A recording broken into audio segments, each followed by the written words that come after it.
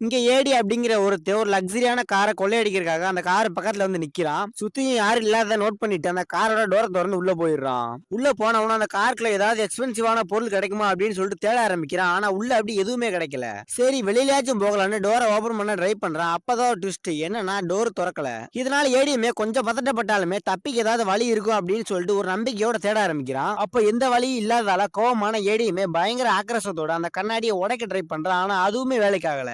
அப்ப இவனுமே அந்த கார்ல ஏதாவது பொருட்கள் கிடைக்குமா அப்படின்னு சொல்லிட்டு தேடிக்கிட்டு இருக்கும்போது சீட்டுக்கு கீழே ஒரு இரும்பு ராடு ஒண்ணு இருக்கிறத பாக்குறான். அதை வச்சு அந்த கண்ணாடியை உடைக்க ட்ரை பண்றான். ஆனா இந்த தடவையுமே ஃபெயில் ஆகிருது. கால் பண்ணி அது யாருக்கிட்டயாவது ஹெல்ப் கேட்கலான்னு பார்த்தாலுமே அந்த காருக்குள்ள சுத்தமா சிக்னலே கிடைக்கல.